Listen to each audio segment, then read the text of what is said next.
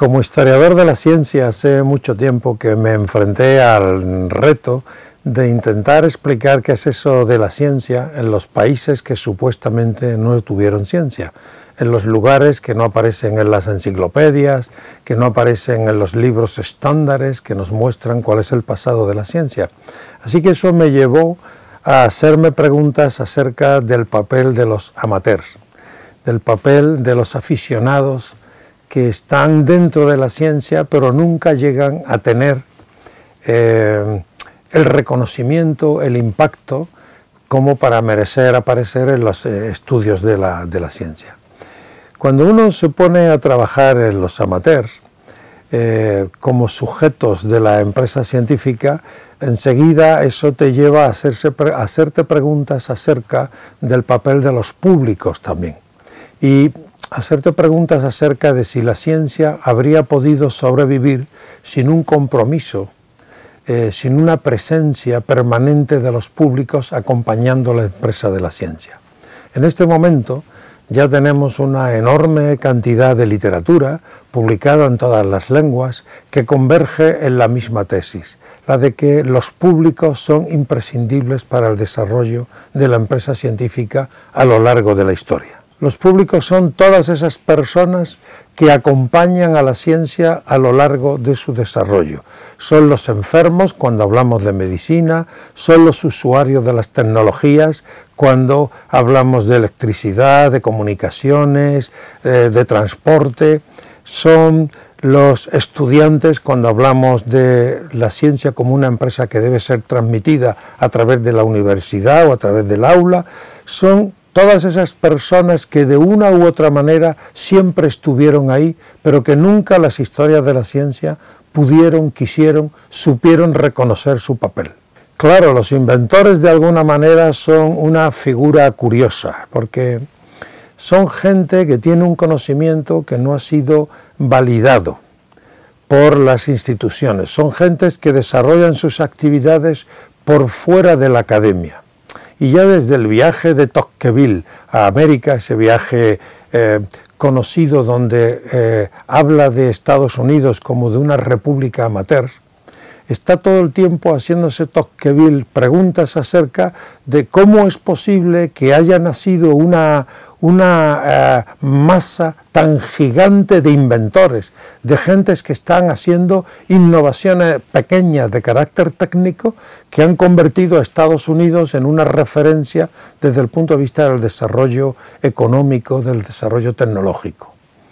Y todas estas personas que están para un francés como Tocqueville, que está acostumbrado a la presencia de la École Polytechnique, no es capaz de entender cómo un país puede prosperar sin un centro de referencia para el saber y para el poder como lo es París para Francia. Y ya hay mucha gente desde el siglo XIX haciéndose ese tipo de preguntas. ¿Qué hacemos con los saberes no certificados? Con los saberes que existen, que tienen los campesinos, que tienen los navegantes, que tienen los indígenas, que tienen las matronas, que tienen todas las personas que están construyendo el tejido social que permite que una sociedad sobreviva, pero que no tienen un título que acredite que esos saberes son útiles. Y te propongo una reflexión. ¿Cuánta gente hace 50, 70 años había conocido alguna vez en su vida a un arquitecto, a un abogado o a un médico?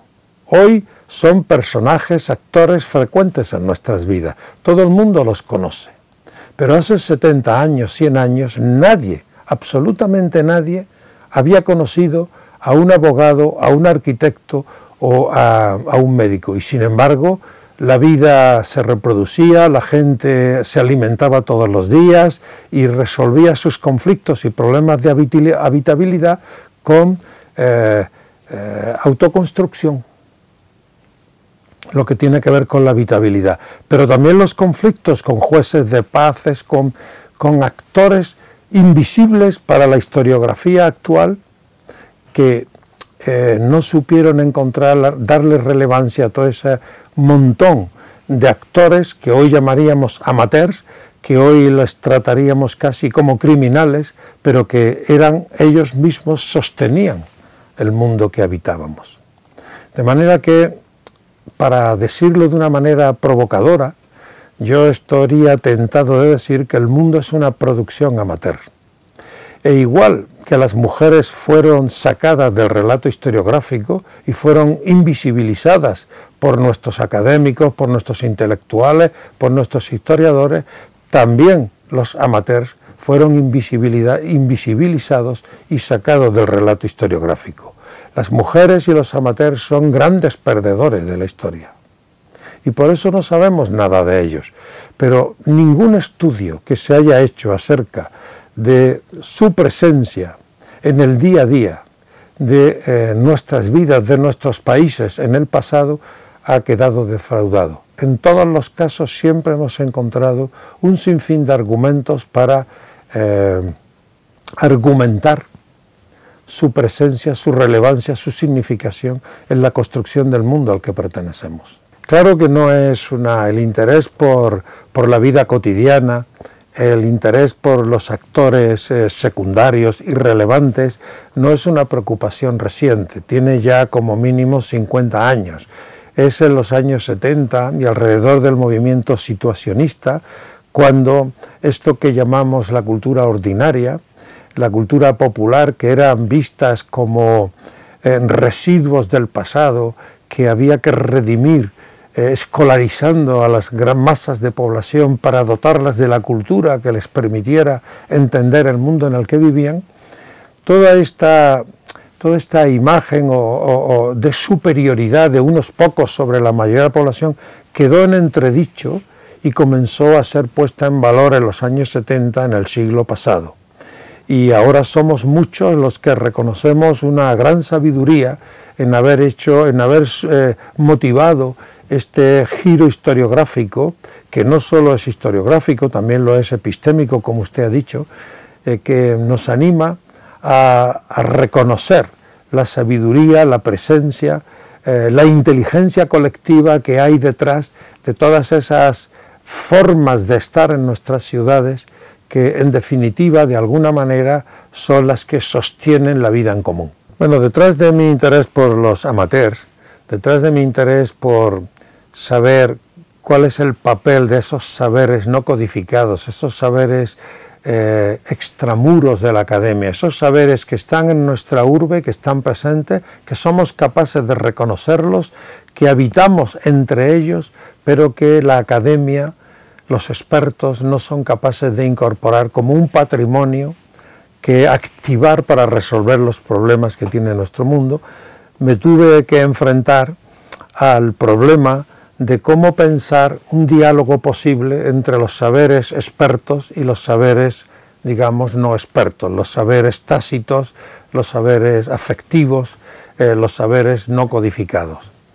Y esto me lleva a dos reflexiones. Una sobre el papel de los expertos, que son gentes imprescindibles, son gentes que necesitamos, son gentes que ya seríamos incapaces de imaginar el mundo que habitamos sin su presencia, pero a la par son también actores que con frecuencia han confundido sus intereses con los intereses de las grandes corporaciones.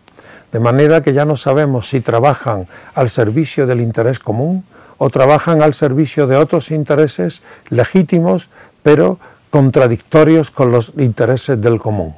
De manera que los expertos han pasado en muchos casos a ser una parte del problema y no la solución a los problemas. Dicho eso, está la otra parte de la ecuación.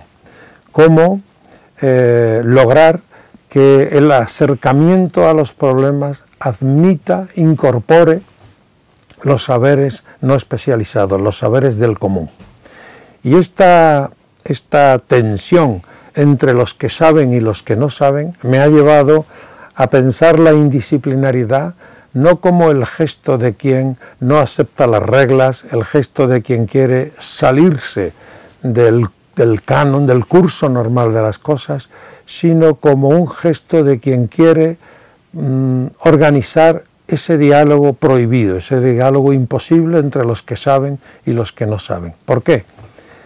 Porque para mí esos que no saben, en realidad saben mucho. Y voy a poner un ejemplo que cualquiera podrá entender. Cuando uno está enfermo, cuando uno tiene una diabetes, cuando uno tiene una enfermedad crónica, resulta ser una persona que sabe muchísimo de lo que le pasa. No lo sabe todo y no lo sabe mejor que nadie, pero sabe mucho. Y en este momento tenemos una enorme cantidad de publicaciones que reclaman para la solución de los problemas todos esos saberes que uno tiene acerca de su propio cuerpo, de su calle, de su pequeño mundo en el que habitamos. De manera que ya hay también mucha literatura que nos trata a los concernidos directamente por un problema como expertos en experiencia. Tenemos, por tanto, dos saberes. El saber experto de quienes manejan experimentos, de quienes trabajan en los laboratorios, de quienes están cerca de la academia, y por otro lado este otro saber de los expertos en experiencia, de gente que de lo que sabe, sabe mucho. No lo sabe todo, pero sabe mucho. Y el desafío de nuestro mundo es cómo lograr una conversación inteligente entre esos dos saberes. A esa conversación es a la que yo llamo una conversación indisciplinar, una conversación que rompe los bordes de lo que la academia puede entender, puede comprender, está preparada para dominar. De alguna manera, un diálogo indisciplinar es un diálogo que nos obliga a todos a desaprender. No es un diálogo que se organiza entre los que saben y los que no saben, sino entre dos saberes que necesitan en algún momento tener un espacio de encuentro y comenzar a trabajar juntos. De manera que el objetivo principal de ese diálogo no sería garantizar la objetividad de los resultados, sino la convivialidad de los que están participando en él. Se você gostou desse vídeo, dê um like, compartilhe. Aproveite para assinar o canal e ative as notificações.